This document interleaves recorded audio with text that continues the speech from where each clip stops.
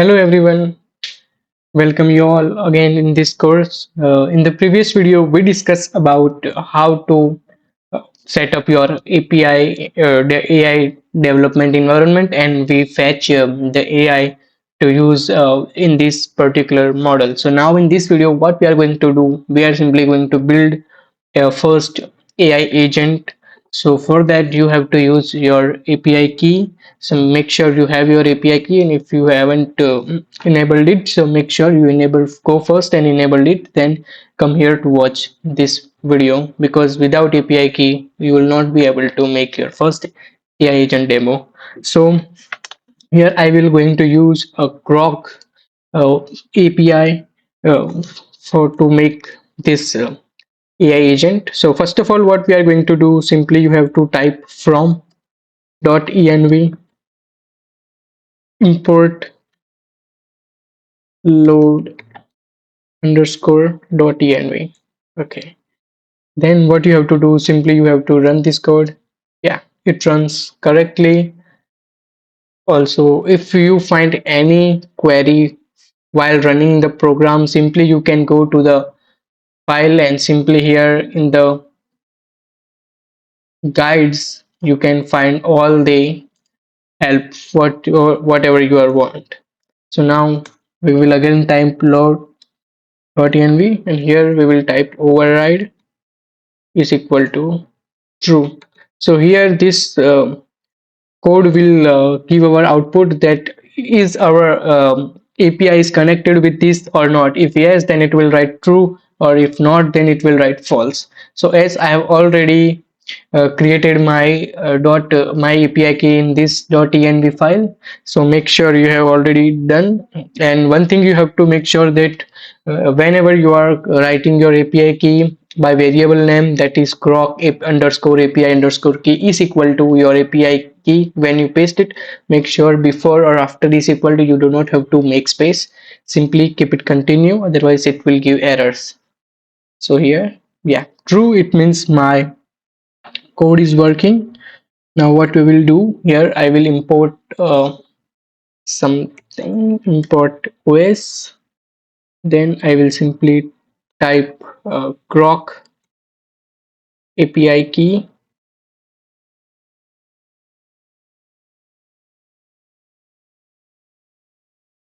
is equal to os dot get env. In bracket I will give my name which I have created for this particular model building. Here I will type an if else condition, that if my Grok API key is dot environ, then if it is this condition is true, then it will print using f statement that Grok API key exists and begins. It means that it able to work. So I will simply give here another command, that if it is exist, then give me its first, let's say 8 characters. Then I will believe that my API is present here, or I will give an else condition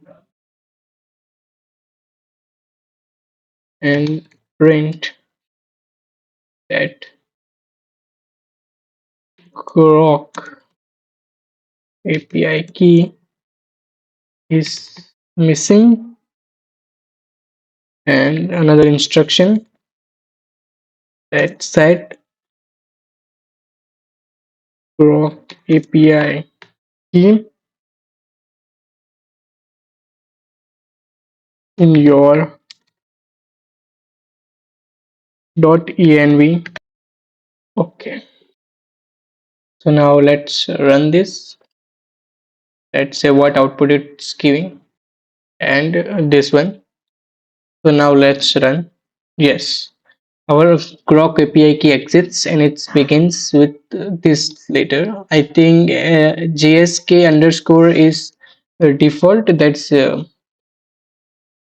in the all APIs of Grok, and these four letters are mutable. So I mean you're liable to change. So if in your case this four will be same JSK underscore and this four will be different. So make sure that you can give any command like here if I want to fetch 10 and simply it will see here RZ it gives me more characters. So simply you can do anything you want. Let's say I will keep it to 6 YK or 8. Okay. Now again I will move to the next part. Here I will simply add another code. Here I will type from Grok import client. If you are using OpenAI, then you have to type from OpenAI import OpenAI. From OpenAI, it should be small, lowercase, and import after import, it should be capital. Let's run this. Yes, it's run successfully. Now again, I will add a code. Okay, here I will add another code and let's run it. Yeah, it runs successfully. Again, I will add a code. Okay. What here I will do? I will simply write messages to check that is our API working or not, and here it's already giving me the upcoming input. So I will simply press tab, but here I will change my question. In content I want that it gives me a mathematical outcome like what is 2 plus 3.